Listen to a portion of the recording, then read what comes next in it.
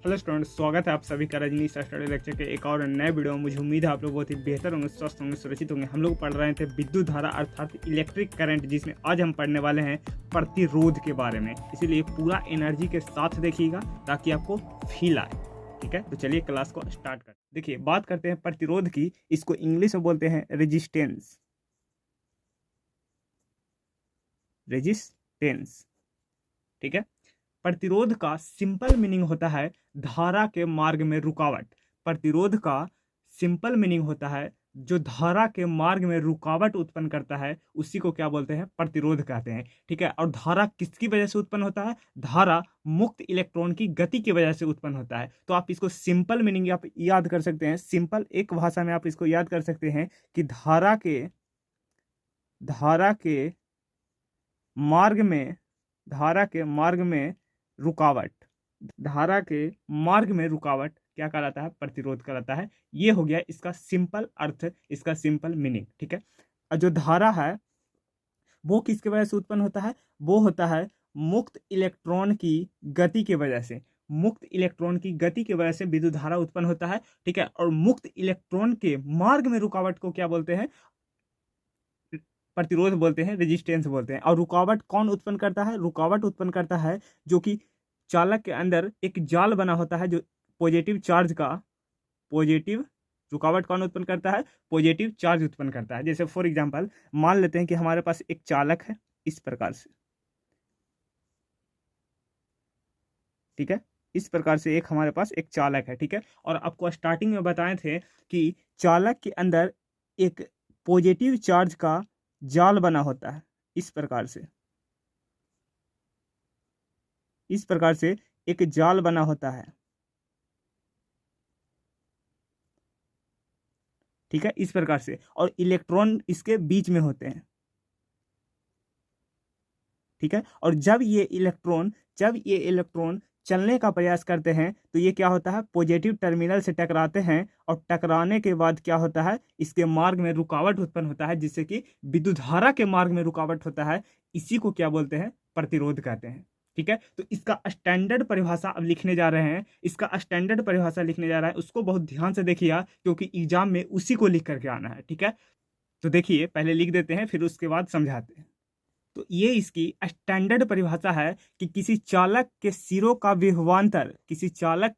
विभवांतर तथा उसमें प्रवाहित होने वाला विद्युत धारा का अनुपात क्या कहलाता है? प्रतिरोध कहलाता है, रेजिस्टेंस कहलाता है। ठीक है, कहना क्या चाह रहा है जो समझिए। देखिए क्या कह रहा है कि किसी चालक के सिरों का विभवांतर मतलब V तथा उसमें प्रवाहित होने वाले विद्युत धारा का अनुपात मतलब बटा में I, ये किसके बराबर है? ये बराबर है प्रतिरोध के, रेजिस्टेंस के।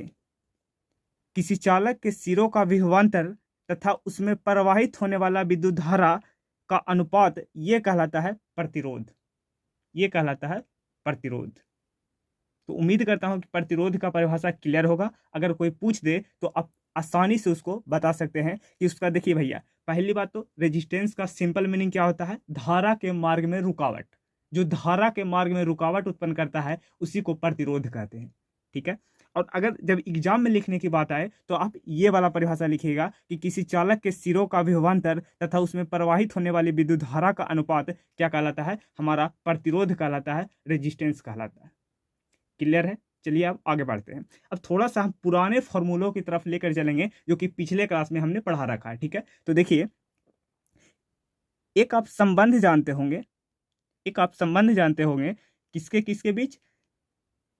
विद्युत धारा और अनुगमन वेग के बीच में संबंध एगो पढ़े होंगे। ठीक है, किसके बीच? रिलेशन बिटवीन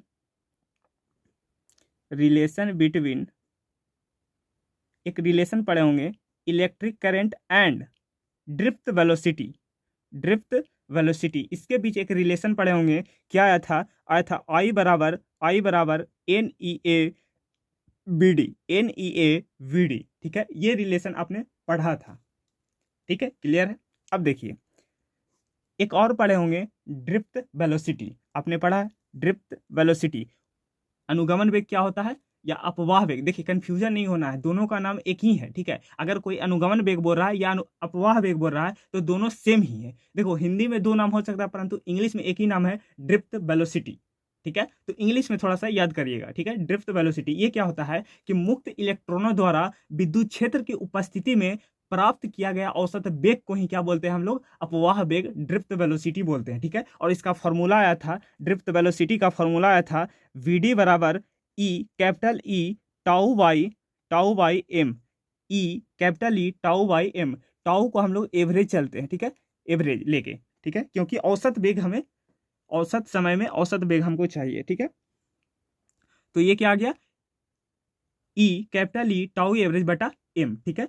अब देखिए एक और संबंध पढ़े होंगे, इलेक्ट्रोस्टैटिक में आपको पढ़ाए थे, क्या पढ़ाए थे, विभवांतर तथा विद्युत क्षेत्र में संबंध, याद है आपको क्या पढ़ाए थे, विभवांतर तथा विद्युत क्षेत्र में एक संबंध होता है, ये होता है डी डीवी बराबर माइनस का E into D L, E into D L, E into D L, ठीक है। तो केवल हम परिमाण का बात करते हैं तो यहां से आ जाएगा ई बराबर डीवी बटा डी एल, ठीक है। आप इसको सिंपल लिख सकते हो v बटा एल, इसको आप सिंपल लिख सकते हो v बटा एल। अब इस ई का मान उठा करके, इस ई का मान उठा करके आपको क्या करना है कि यहां पर ही आपको ले जाकर रख देना है, फिर देखिए क्या होता है, ठीक है। तो यहां ले जाकर रख दिए तो यहां से आ जाएगा वी डी बराबर ई भी बटा M L into tau average, ये आ जाएगा कि नहीं, ठीक है, ये आ जाएगा कि नहीं, ठीक है।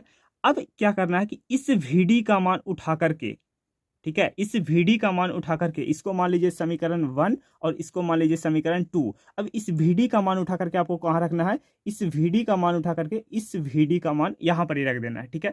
तो रख दीजिए तो देखिए क्या आ जाएगा, आई बराबर एन ई ए वीडी का मान यहाँ से रख दीजिए तो यहाँ से हो जाएगा E V into tau average बटा एम एल, ये हो जाएगा, ठीक है।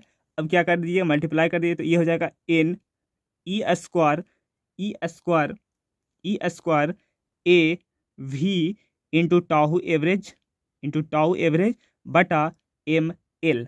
ध्यान से देखते चलिएगा क्योंकि थोड़ा कॉम्प्लिकेटेड है, ठीक है, तो ध्यान से देखिएगा, ठीक है। चलिए अब आगे बढ़ते हैं, अब देखिए इतना तक आ गए, ठीक है। अब इस भी को छोड़ दीजिए, इस भी को यहाँ पर छोड़ दीजिए, अब बाकी सबको इस तरफ लेके चलिए। तो देखिए v बराबर क्या हो जाएगा, v बराबर यहाँ पर हो जाएगा एम एल जाके ऊपर हो जाएगा और बटा ये नीचे आ जाएगा, ठीक है। यहाँ पर ये जाएगा तो एम एल ऊपर ये नीचे, ठीक है। तो यहाँ पर देख लीजिए यहाँ पर हो जाएगा ई एन ई स्क्वायर ए भी को वहीं पर छोड़ दीजिए इंटू टाउ एवरेज, ये है स्टाइलिश टी इसको बोलते हैं, ठीक है। ये है विश्रांति काल, ये हो जाएगा। और इनटू में क्या हो जाएगा, आई, इनटू में हो जाएगा आई। ये फॉर्मूला आ गया, एक नया फॉर्मूला निकल के आ गया, ये एक नया फॉर्मूला निकल के आ गया। देखिए अब कौन क्या है जो आपको पता होना चाहिए, एम क्या है, एम है इलेक्ट्रॉन का द्रव्यमान, इलेक्ट्रॉन का द्रव्यमान। एल क्या है, एल है चालक की लंबाई, चालक की लंबाई, ठीक है। एन क्या है, एन है हमारा चालक के एकांक आयतन में उपस्थित मुक्त इलेक्ट्रॉन, चालक के एकांक आयतन में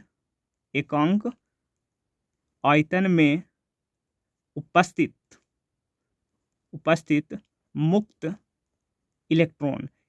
ई क्या है, ई है इलेक्ट्रॉन का आवेश, ई क्या है, इलेक्ट्रॉन का आवेश, ठीक है। ए क्या है, अनुप्रस्थ काट का क्षेत्रफल, अनुप्रस्थ काट का क्षेत्रफल। टाउ एवरेज क्या है, विश्रांति काल, रिलैक्सेशन टाइम, ठीक है। आई क्या है, आई आप जानते हैं विद्युत धारा, ठीक है। ये पता है किसका फॉर्मूला है, ये है microscopic form of Ohm's law. ये फॉर्मूला किसका है, थोड़ा सा ऊपर बढ़ाते हैं, थोड़ा सा, ये जो फॉर्मूला है microscopic form of Ohm's law, microscopic forms of Ohm's law, Ohm's law. ठीक है, तो ये फॉर्मूला ज़्यादा यूज में नहीं आता है, इसका सिर्फ आप फॉर्मूला याद रखिएगा कि ये क्या है, ये है microscopic form of Ohm's law, V बराबर ml बटा NE स्क्वायर ए टाउ एवरेज इंटू आई। ठीक है, ये फॉर्मूला को आप लोग याद रखिएगा। ठीक है, अब देखिए आगे मजा आएगा। देखिए अगर हम इस आई को इसके नीचे लेके चल जाएं, V के नीचे, तो ये हो जाएगा V बटा आई, और V बटा आई किसके बराबर हो जाएगा, ML बटा NE स्क्वायर ए इंटू टाउ एवरेज। ठीक है, तो V बटे आई का मान यहाँ से रख दीजिए। ठीक है, V बटे आई का मान रख दीजिए, तो देखिए R बराबर क्या हो जाएगा, V बटे आई, और V बटे आई किसके बराबर है, V बटे आई है बराबर ML बटा NE स्क्वायर ए इंटू टाउ एवरेज। ठीक है, ये है इसके बराबर। ठीक है, अब इस फॉर्मूला में थोड़ा सा ध्यान से देखिए क्या हो रहा है। तो R बराबर क्या हो जाएगा, R बराबर हो जाएगा M इंटू एल बटा NE स्क्वायर ए इंटू टाउ एवरेज। ठीक है, अब देखिए ये वाला जो है, ठीक है ध्यान से देखिए, M NE स्क्वायर ए को छोड़ दीजिए इंटू टाउ एवरेज, ये जो है वो एक क्या है, कांस्टेंट है, कांस्टेंट है। ठीक है, क्योंकि M क्या है, आवेश का द्रव्यमान जो कि फिक्स होता है, उसका मान हमें पता है। N क्या है, N है मुक्त इलेक्ट्रॉनों की संख्या, एकांक आयतन में मुक्त इलेक्ट्रॉनों की संख्या, ये भी क्या है, फिक्स है। ठीक है, E क्या है, इलेक्ट्रॉन पर आवेश, जो कि हमको पता है 1 × 6 × 10⁻⁻⁹ कूलम होता है। ठीक है, टाउ एवरेज रिलैक्सेशन टाइम, ये भी फिक्स है। ठीक है, ये भी क्या है, फिक्स है, इसका मान हमें दे दिया रहेगा क्वेश्चन में। ठीक है, तो बदल कौन रहा है, बदल रहा है L और A, मतलब जो R है, जो R है वो निर्भर कर रहा है एक तो लंबाई के ऊपर, मतलब अगर हम किसी चालक की लंबाई को अगर बढ़ा रहे हैं, अगर हम किसी चालक की लंबाई को अगर हम बढ़ा रहे हैं तो हमारा प्रतिरोध भी क्या हो जाएगा, बढ़ जाएगा। फॉर एग्जांपल देख लीजिए, इसको मान लीजिए समीकरण 1, हमारे पास दो चालक है, एक चालक छोटा है इस प्रकार से, और एक चालक हमारा बड़ा है इस प्रकार से। ठीक है, तो देखिए इसमें जो इलेक्ट्रॉन है वो यहां से यहां तय करेगा। ठीक है, और इसके बीच में कम प्रोटॉन आएंगे तो इसका रुकावट कम होगा, जबकि इलेक्ट्रॉन को यहां से यहां तय करना पड़ेगा तो इसका रुकावट ज्यादा होगा। ठीक है, इसका रुकावट क्या होगा, ज्यादा होगा। ठीक है, तो वही कह रहे हैं कि अगर किसी चालक को लंबाई को अगर बढ़ाएं तो हमारा क्या होगा, प्रतिरोध भी बढ़ेगा, क्योंकि हमारा प्रतिरोध है जो समानुपाती है किसके, चालक की लंबाई के। ठीक है, तो अगर हम किसी चालक के लंबाई को बढ़ाते हैं तो हमारा प्रतिरोध बढ़ता है, और अगर किसी चालक की लंबाई को घटाते हैं तो हमारा प्रतिरोध क्या होता है, घट जाता है।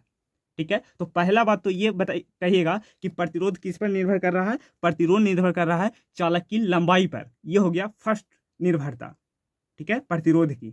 दूसरा कि जो प्रतिरोध है, जो प्रतिरोध है वो व्युत्क्रमानुपाती होता है अनुप्रस्थ काट के क्षेत्रफल का, अनुप्रस्थ काट का क्षेत्रफल का। देख सकते हैं, देखिए R जो है वो व्युत्क्रमानुपाती है किसके, अनुप्रस्थ काट का क्षेत्रफल का। ठीक है, अब देखिए अगर आप क्षेत्रफल को बढ़ाते हैं, क्षेत्रफल करने का मतलब ये वाला हिस्सा। ठीक है, अगर किसी अपचालक की क्षेत्रफल को बढ़ा रहे हैं, ठीक है, उसके अनुप्रस्थ काट का क्षेत्रफल, अनुप्रस्थ काट का मतलब होता है जो काटा हुआ भाग है उसका मोटाई। ठीक है, अगर किसी चालक की अगर आप मोटाई को बढ़ा रहे हो, ठीक है, अगर किसी चालक की मोटाई को बढ़ा रहे हो मतलब उसके अनुप्रस्थ काट का क्षेत्रफल को बढ़ा रहे हो, तो हमारा जो प्रतिरोध है वो घट जाएगा।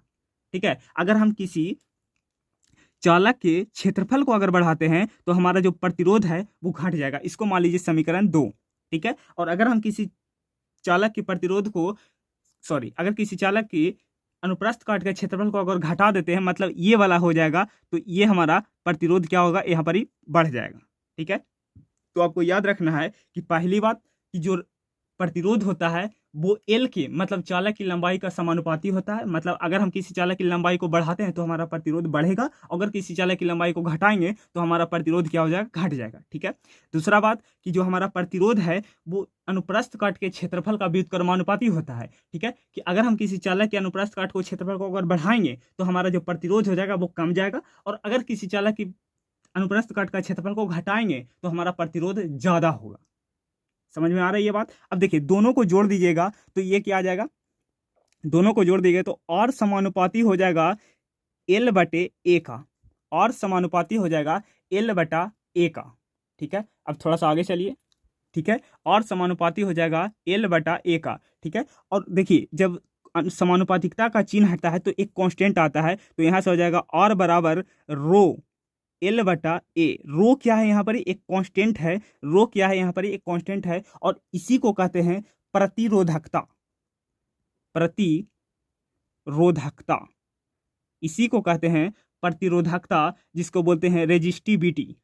रेजिस्टिविटी, ठीक है, और इसका एक दूसरा नाम है विशिष्ट प्रतिरोध, स्पेसिफिक रेजिस्टेंस। ठीक है, तो नाम में कंफ्यूजन नहीं होना है, चाहे प्रतिरोधकता बोले चाहे विशिष्ट प्रतिरोध बोले, दोनों का मतलब एक ही है। ठीक है, तो ये जो आया कांस्टेंट, ये है प्रतिरोधकता।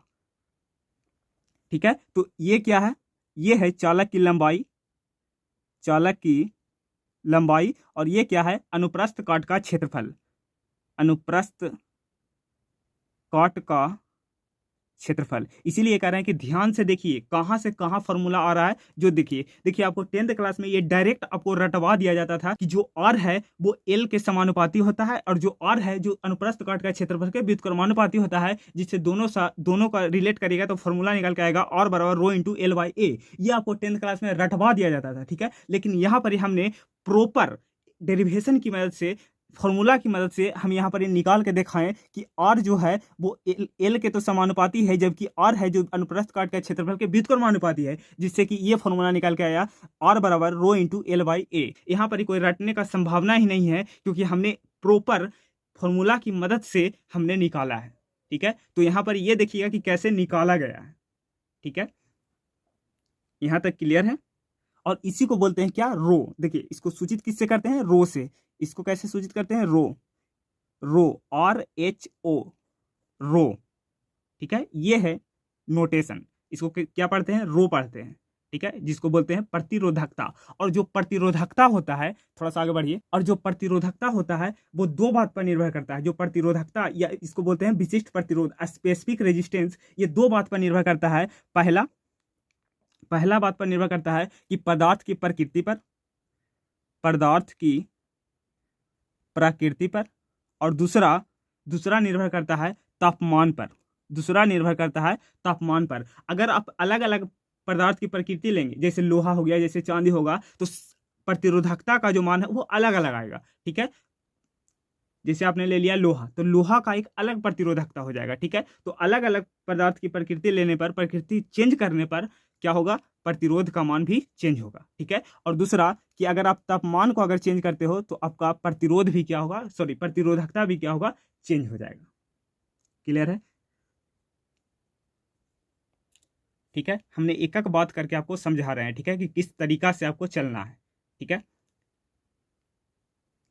तो अगर वीडियो पसंद आए तो वीडियो को लाइक जरूर करना है, और शेयर अपने दोस्तों के यहाँ जरूर करना है कि देखो ये सिस्टमैटिक ढंग से पढ़ा कैसे जाता है फिजिक्स को। ठीक है, तो दोस्तों के यहाँ जरूर शेयर करिएगा, और चैनल पर नए हैं तो सब्सक्राइब करके जाइएगा। ठीक है, चलिए आगे बढ़ते हैं थोड़ा सा। अगला आता है चालकता। अगला आता है चालकता। थोड़ा सा हम बात करेंगे इस पे, चालकता जिसको बोलते हैं कंडक्टिविटी। कंडक्टिविटी, ठीक है। देखिए जो चालकता होता है, जो कंडक्टिविटी होता है, वो क्या होता है, इसको सिग्मा से प्रदर्शित करते हैं। किससे सूचित करते हैं, सिग्मा। इसको बोलते हैं सिग्मा, सिग्मा से सूचित करते हैं। ठीक है, किससे सूचित करते हैं, सिग्मा से सूचित करते हैं। और जो सिग्मा होता है, सिग्मा होता है जो प्रतिरोध का उल्टा होता है। ठीक है, मतलब 1/ρ होता है, 1/ρ होता है, ये होता है सिग्मा, कंडक्टिविटी। ठीक है, अब देखिए रो क्या पढ़े थे, रो। देखिए R बराबर क्या होता है, रो इंटू एल बाई ए। तो यहाँ से रो बराबर क्या आ जाएगा, रो बराबर आ जाएगा RA/L, ये आ जाएगा। और इसको पलट दीजिए, इसको पलट दीजिए। ठीक है, तो 1/ρ क्या आ जाएगा, L/RA। ठीक है, तो यहाँ से आ जाएगा L/RA। ठीक है, अब क्या करिए कि R का फॉर्मूला थोड़ा सा ऊपर से रखिए। R बराबर क्या आया था, अभी अभी देखें कि R बराबर आया था हमारा, R बराबर आया था हमारा, क्या आया था, ml/ne² टाउ एवरेज। ये फॉर्मूला ऊपर से आया था। ठीक है, अभी अभी निकाले हैं। ठीक है, थोड़ा सा रख दीजिए इसका मान, तो ये हो जाएगा L/m एल बटा एन ई स्क्वायर ए टाउ एवरेज, ठीक है, और इनटू क्या हो जाएगा ए है तो ए हो गया, ठीक है। एल से एल खत्म, ए से ए खत्म। अब देखिए क्या बच गया, जो समझिए, देखिए नीचे वाला ऊपर चल जाएगा तो ये आ जाएगा सिग्मा बराबर एन ई स्क्वायर, ए खत्म हो गया, टाउ एवरेज बटा एम। ये हो जाएगा कंडक्टिविटी का फॉर्मूला। इसको भी आप लोग याद रखिएगा कि सिग्मा बराबर होता है N E square tau average बटा एम। ये होता है कंडक्टिविटी, ये होता है कंडक्टिविटी, ये होता है कंडक्टिविटी, ये होता है कंडक्टिविटी, ठीक है। अब देखिए सिग्मा क्या है, रो का उल्टा, और जैसे ही हम यहाँ पर ही रो ले जाएंगे और यहाँ पर ही सिग्मा लाएंगे तो क्या हो जाएगा, मतलब जो रो हो जाएगा वो सिग्मा का उल्टा हो जाएगा। तो इसी फॉर्मूला को चेंज थोड़ा सा कर देंगे, इसी फॉर्मूला को थोड़ा सा हम चेंज करेंगे तो ये आ जाएगा रेजिस्टिविटी। मतलब रेजिस्टिविटी क्या होता है, रेजिस्टिविटी क्या होता है, मतलब क्या होता है, प्रतिरोधकता क्या होता है, ये होता है रो बराबर 1/सिग्मा, रो बराबर 1/सिग्मा। इसको भी आप याद कर लीजिएगा, रो बराबर होता है 1/सिग्मा, और थोड़ा सा इसको पलट दीजिएगा, मतलब एम बटा N E square tau average. ये क्या आ जाएगा, ये आ जाएगा आपका रेजिस्टिविटी, ये आ जाएगा आपका प्रतिरोधकता, प्रतिरोधकता रेजिस्टिविटी, रेजिस्टिविटी, ठीक है। ये फॉर्मूला आप लोग याद रखिएगा, ये दोनों फॉर्मूला आपको याद रखना है, ठीक है। देखिए जब आप बोर्ड का तो एग्जाम देंगे तो ये फॉर्मूला सिर्फ ज़्यादा काम में नहीं आएगा, लेकिन आप जैसे ही हाई कॉम्पिटिटिव एग्जाम में जाइएगा, जैसे नीट हो गया, जैसे जेई हो गया, तो ये फॉर्मूला डायरेक्ट आपसे पूछा जाएगा ऑब्जेक्टिव में, ठीक है, या मिलान करने को आपको दिया जाएगा, ठीक है। तो इसीलिए इस फॉर्मूला को आप लोग खाली रिजल्ट के रूप में याद रखिएगा, ठीक है, इंपॉर्टेंट है। यहाँ तक क्लियर है। तो फिर थोड़ा सा टॉपिक बचा है इसके एसआई मात्रक और डायमेंशन के बारे में, तो हम बात करके फिर वीडियो को समाप्त कर देंगे, ठीक है। तो यहाँ तक स्क्रीनशॉट ले लीजिए, फिर आगे चलते हैं, ठीक है। यहाँ तक समझ में आया। देखिए फिर से समझाते हैं। चालकता होता है रो का उल्टा, मतलब सिग्मा बराबर हो जाएगा 1/रो, और हमने और बराबर पढ़ा है रो इंटू L/A, तो यहाँ से रो बराबर क्या हो जाएगा R इंटू A बटा L, ठीक है। तो 1/रो बराबर क्या हो जाएगा L बटा RA, ठीक है। तो यहाँ से हमने फॉर्मूला रख दिया L बटा RA। अब R का फॉर्मूला आपने पढ़ा है, R का फॉर्मूला अभी अभी निकाल के आए हैं, ML बटा NE स्क्वायर ए टाउ एवरेज। तो ये फॉर्मूला रख दिए, तो यहाँ से L से L खत्म, A से A खत्म, हमारा सिग्मा का जो फॉर्मूला निकल के आ गया वो आ गया NE स्क्वायर टाउ एवरेज बटा M, ठीक है। और इसी का उल्टा, मतलब चालकता का उल्टा होता है, क्या होता है, रेजिस्टिविटी, मतलब सिग्मा। जैसे इसको पलट दिए तो M बटा आ जाएगा NE स्क्वायर टाउ एवरेज। ये होता है रेजिस्टिविटी, जिसको बोलते हैं प्रतिरोधकता, ठीक है। क्लियर है यहाँ तक बात। चलिए अब थोड़ा सा आगे बढ़ते हैं। देखिए अभी तक हमने मेन दो फॉर्मूला पढ़ा है। पहला R बराबर V/I, ये पहला फॉर्मूला हमने पढ़ा है, और दूसरा फॉर्मूला हमने पढ़ा है R बराबर रो इंटू L/A। तो यहाँ से आ जाएगा रो बराबर RA बटा L, ठीक है। ये हमने दो फॉर्मूला मेन रूप से पढ़ा है, ठीक है। देखिए अगर हम बात करें प्रतिरोध का एसआई मात्रक, अगर हम बात करें प्रतिरोध का एसआई मात्रक, प्रतिरोध का एसआई मात्रक, ठीक है, ये क्या होता है। देखिए विभवांतर इंटू धारा, विभवांतर इंटू धारा। देखिए विभवांतर का एसआई मात्रक क्या होता है, वोल्ट, ठीक है। और विद्युत धारा का एसआई मात्रक क्या होता है, विद्युत धारा का एसआई मात्रक होता है, सॉरी, R बराबर V/I होता है। हाँ कोई दिक्कत नहीं है, R बराबर V/I, ठीक है। थोड़ा सा उल्टा हो गया था, कोई दिक्कत बात नहीं है, ठीक है। R बराबर V/I होता है, ठीक है। तो विभवांतर का एसआई मात्रक क्या होगा, वोल्ट, और विद्युत धारा का एसआई मात्रक क्या हो जाएगा, एम्पियर, एम्पियर।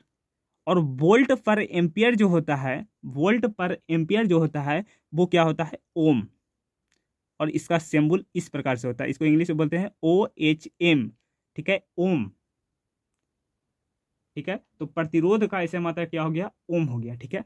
अगर हम इसका बात करें बीमा की, प्रतिरोध का बीमा की, बीमा या बीमाएं डायमेंशंस, ठीक है, क्या हो जाएगा। देखो वोल्ट का क्या होता है, वोल्ट का होता है ML2T-3A-1, ठीक है। या आप इसको निकाल सकते हैं जूल पर कुलाम से। अगर आपको जूल पता है और कुलाम का ऐसे मात्रक पता है तो उससे भी आप निकाल सकते हैं ये वाला, ठीक है, यही निकल के आएगा वोल्ट का। ठीक है, देखिए, और एम्पियर का क्या होता है, एम्पियर का आप सीधा लिख सकते हैं ए। ठीक है, करिएगा तो क्या आ जाएगा ml2t-3 a-2, ये हो जाएगा तो ऊपर जाएगा तो -1 -1 -1 हो जाएगा।